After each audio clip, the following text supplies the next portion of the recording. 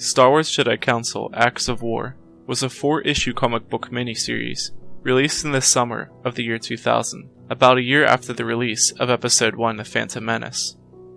The writer of this miniseries was Randy Stradley, who is most known at this time for his work within the critically acclaimed comic Crimson Empire.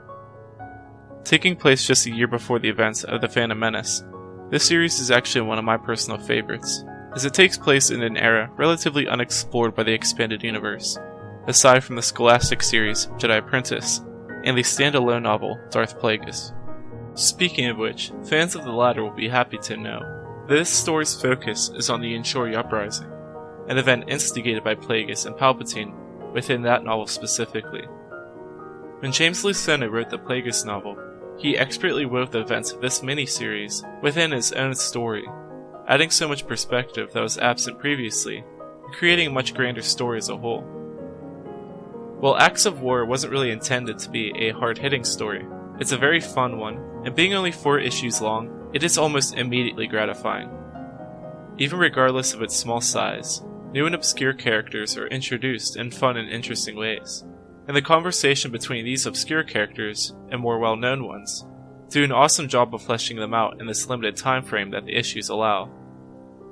Given what really little we ever know about some of these characters, like Micah Guillet for example, already felt like that they had their own unique personalities, and contributed meaningfully to the dialogue throughout. Even characters who play a very sidelined role within this story are picked up within later tales, so if these characters weren't important when the series was written, they definitely become more important later on. One of the reasons why I think Acts of War is so much fun is mainly because it reminds me of how characters interact and work together within a role-playing game.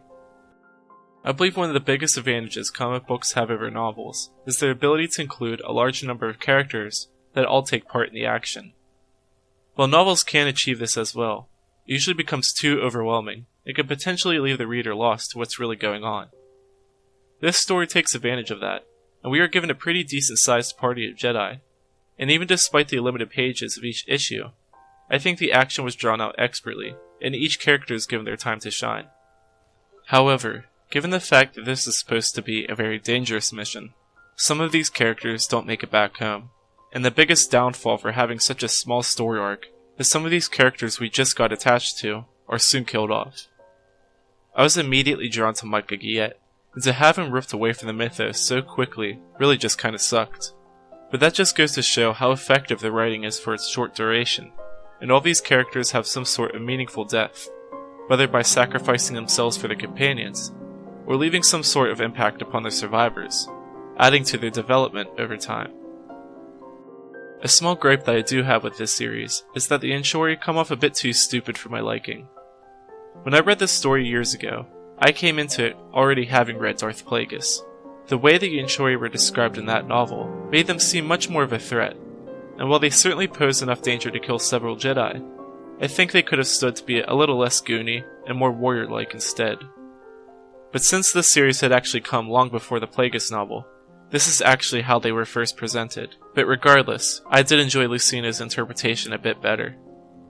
While it may be that when Acts of War was first released, many of the characters it introduced and events shown were relatively minor, they were further fleshed out and developed upon in a big way throughout the years. Even in its own time, it added new perspective to the Phantom Menace, and as it stands now, it adds an even bigger understanding to the stories that are considered the staples of the expanded universe.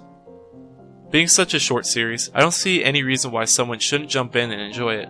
It's a fun story, and one that held some serious consequence in a way that wasn't first realized upon its original release. I would definitely suggest grabbing the entire volume if you can find it, and if not, you can always obtain one, somehow. I give this miniseries a very solid rating of 9 out of 10.